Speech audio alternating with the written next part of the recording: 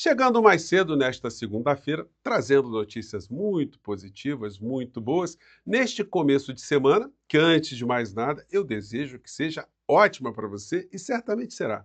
Sobretudo porque algo que você, que todos nós ajudamos a construir, irá se materializar. Uma sentença condenatória da Orcrim, comandada pela figura do inelegível. E amanhã, a partir das 9 horas da manhã, estarei aqui com vocês, ao longo da semana inteira, fazendo aqui a retransmissão da TV Justiça, acompanhando em tempo real, fazendo comentários, respondendo perguntas de vocês sobre tudo aquilo que se desenvolverá até a decretação da sentença final dessa gente toda. E coisas estão acontecendo em meio a isso, fora do nosso país, que também acenam que nós estamos diante de possibilidades de mudanças muito positivas, não só aqui no Brasil, mas com reflexos também em outros países também. Vou conversar com vocês sobre o que está acontecendo, vou trazer aqui imagens de situações que aconteceram ontem, que não deu tempo de comentar, mas antes de mais nada, é fundamental convidar você que chegou agora ao nosso portal, que acordou cedinho, ainda não está inscrito aqui conosco, que se inscreva antes de mais nada e conheça também os nossos outros vídeos. Se você gostar, compartilhe, recomende, nunca se esqueça do seu joinha, seu comentário e, se puder, prestigie o nosso clube de membros e o nosso novo canal de cortes. E, mais uma vez, muito obrigado a você que está votando aqui no nosso portal para a premiação do IBEST. Como eu sempre digo, eu coloco sempre o link no primeiro comentário aqui no nosso portal, tá legal? Então vamos aqui aos fatos super importantes e interessantes.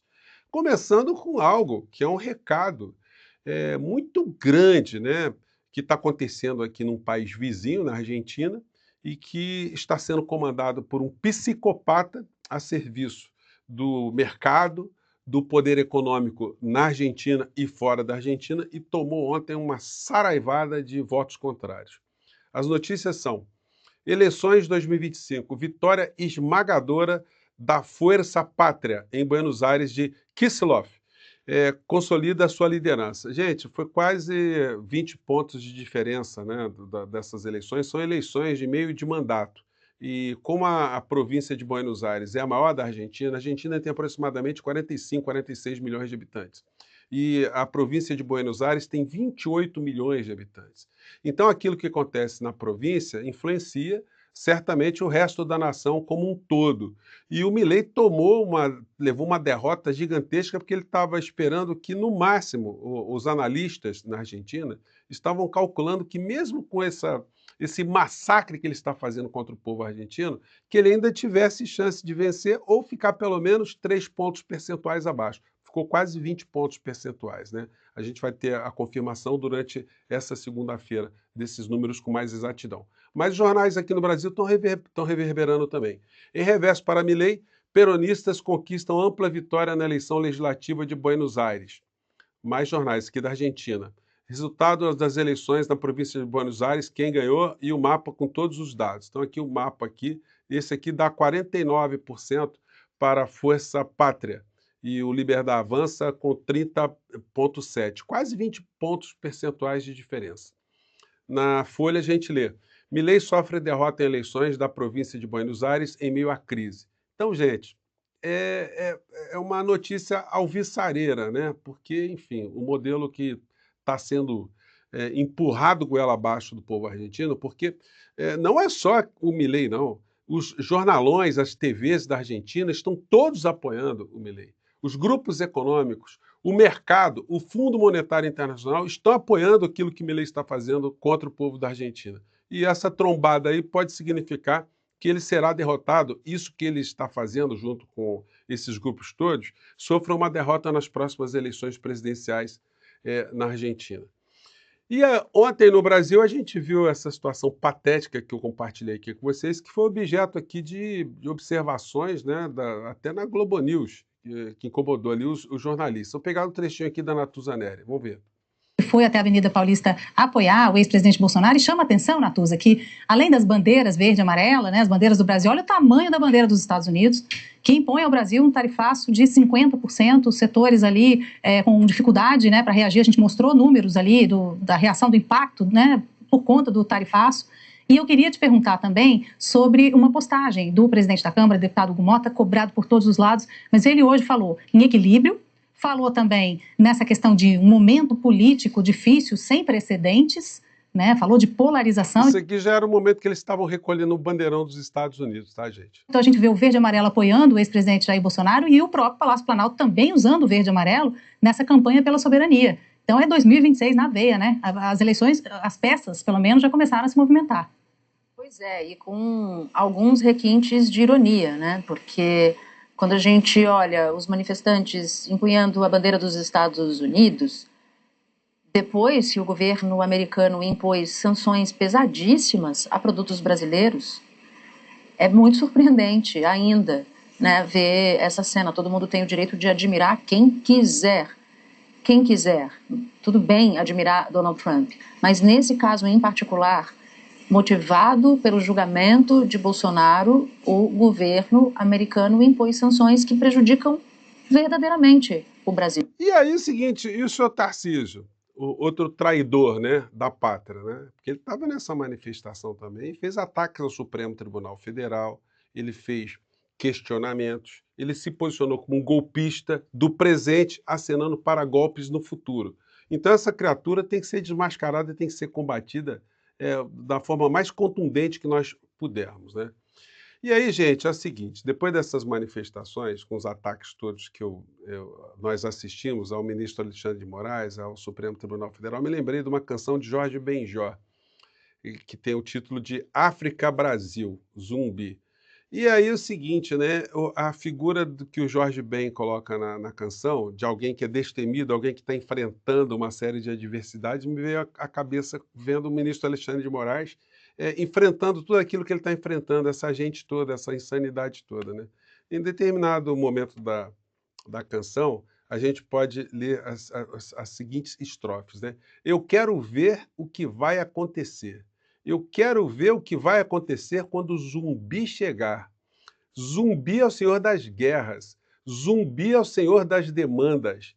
Quando o zumbi chega, zumbi é quem manda. Então, eu quero ver na hora do voto quem é que vai mandar, quem é que é o senhor das demandas. Essa gente fez muita farofa na Avenida Paulista, fez por todos os cantos, mas eles não impressionam mais ninguém.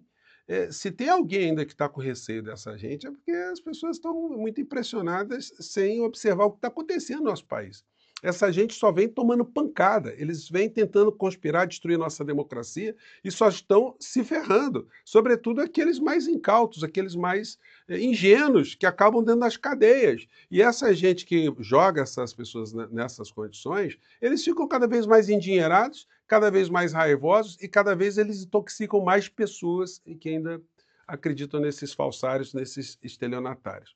Uma dessas criaturas é casada com o inelegível, que ontem fez um chororô, gente, que vale a pena que eu colocar para vocês, para a gente fazer alguns comentários em cima, né? Vamos ver o que aconteceu com a criatura. Ela derramou muitas lágrimas ontem, né? Mas no íntimo, muita gente diz que ela está contente com o fato do inelegível ir para uma cadeia e ela se livrar dele, né? Vamos ver aqui o que ela disse. Saber que a Constituição ela não tem sido respeitada em nenhum momento, pastor Silas Malafaia.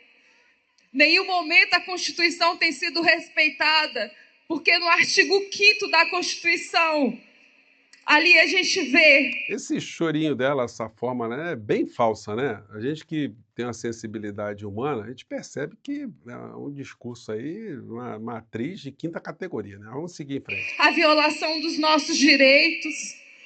Ali fala que a casa é um asilo inviolável. Ali fala que ninguém vai sofrer tortura, que ninguém vai sofrer a violação dos seus direitos. Mas a senhora devia conversar mais com o inelegível, porque ele é fã da tortura, tá? E o filhote dele, o 03, andava com camisa do Brilhante Ustra, que era torturador. A senhora, por acaso, tem alguma dessas camisetas? Porque ele distribuía essas camisetas também, né? A pessoa não vai sofrer a degradação. E eu vejo todos os dias isso acontecer na porta da minha casa. Eu vejo policiais na outra esquina vigiando os policiais que estão vigiando a minha casa. Policial que está vigiando a casa, hein? É muita gente vigiando. a minha casa sendo violada, a imagem da minha família que está na Constituição, que garante a proteção, sendo violada. A minha... Michele, criminoso perde direito à intimidade, à vida privada. Tá? Só para te informar, não existe direito absoluto não, porque senão ninguém poderia prender criminoso, né? A intimidade de criminoso não poderia ser violada, a liberdade do criminoso não poderia ser violada, né? Não é bem assim, não. A filha de 14 anos tendo que ir para a escola e todos os dias. Olha a direção de câmera, né? Pega uma criança no meio da manifestação e dá um foco nela para ficar mais sensível, né? O discurso dela. Tem que abrir o carro para a polícia verificar se tem alguém escondido dentro. A senhora vê que ponto chegamos, né? O marido da senhora poderia estar dentro do porta-mala de um carro para fugir, né? Então, pois é, né? Todos os dias, quando eu chego e saio, tenho que revistar o meu carro. Senhora, é o preço que vocês estão pagando pelos males que vocês causaram. Esperaram contato veio. E é o seguinte, situações também. O Silas Malafaia chorou ontem, gente. Foi um negócio impressionante. Vou pegar aqui alguns trechinhos aqui e que teve algumas coisas assim que me chamaram a atenção. Vou compartilhar aqui essa fala dele aqui. É o Senhor! Isso aí, primeiro ele está fazendo ameaça para o ministro Alexandre de Moraes. É o senhor, né? Aí me lembrou um personagem que eu vou mostrar aqui para vocês. Do Brasil! Deus vai te derrotar no tempo certo! O que ele fez tem mais. Ele vai seguindo nessa sequência, eu vou economizar aqui com vocês, que ele me lembrou, sabe quem, gente? José Mojica Marins, né? O Zé do Caixão, que tinha umas falas assim, né? Você, né? Enfim, se você nunca viu, olha aqui, ó. O negócio assustava muitas pessoas, mas era um artista, né? Vamos lá. A praga da semana! A praga da semana. Sua língua se transforma em cobra! E aí, né? Mas era o bordão do Zé do Caixão, né? Foi premiadíssimo por fazer. Foi um dos inovadores no cinema, não só do Brasil, mas em outras partes do mundo também. Copiaram muito o Zé do Caixão. E aí, lá pelas tantas, Silas veio às lágrimas. Ele não aguentou. Ele derramou muitas lágrimas. E aí, meu amigo, minha amiga, se você é sensível, é a hora de desligar o nosso programa aqui, o nosso encontro, porque você pode se emocionar muito com as lágrimas de Silas Malafaia. Acompanhe. Amigo Bolsonaro. Detalhe, boquinha, apertou boquinha, né? E linguinha, tem a linguinha também, tá passando linguinha ali, ó. Opa, linguinha. Salivou, só esperando o contato vir, né? Mais linguinha. Pausa para pensar. Toda essa covardia contra você. Toda essa covardia contra donas de casa. Detalhe para fundo musical, né? O sonoplasta lá do Bolsonaro, ele sempre coloca a música triste no fundo para dar um clima, né? A fala, como é que o cara vai derramar lágrimas sem fundo musical dramático? Toda essa maldade contra pessoas inocentes. E a senhora Michele derramando mais umas lagriminhas, né? Um ex-presidente da República com uma tornozeleira eletrônica. Um ex-presidente da República que não pode usar telefone e redes sociais. Aí tem mais, tá, Malafaia? Sexta-feira vamos ter surpresa aí. Vamos ver o que vai acontecer se ele permanecer preso na casa da dona Michele, com os policiais de volta, ou se já haverá um despacho para ele ser movido uma cadeia. Vai ter helicóptero sobrevoando, vai ser um espetáculo. Estou curiosíssimo para saber como é que será o final dessa história. Vamos ver se a gente consegue alguns indícios até sexta-feira, né? Mas segue aqui o cidadão chorão. Um ex-presidente da República que não pode sair de casa. E o meu nível é muito menor do que o dele. Um pastor que tem o passaporte apreendido, os meus cadernos de anotações bíblicas, meu telefone apreendido. Brasileiros fora! Porque se tivessem aqui, seriam presos. Gente, é um negócio, né? A escolinha teatral aí deles tem o mesmo padrão, né? A mesma entonação, enfim. Mas isso tudo não vai adiantar absolutamente nada. Inclusive, essa gente que você viu aí nas manifestações, tinha 43 mil pessoas. Gente, isso é nada. Quantos milhões não foram para manifestação alguma? E que estão observando aquilo que está acontecendo, estão vendo essas pessoas como elas são. Pessoas absolutamente trouxas, ou golpistas, ou insanas, que ainda seguem esses estelionatários todos. É assim que a maior parte das pessoas que não estão se envolvendo com isso, estão vendo, até pessoas do campo conservador. A nota triste ficou por conta do Tarcísio de Freitas, que se revelou ali um golpista assumido, e tem que ser combatido, tem que ser desmascarado. Bom, eu fico por aqui.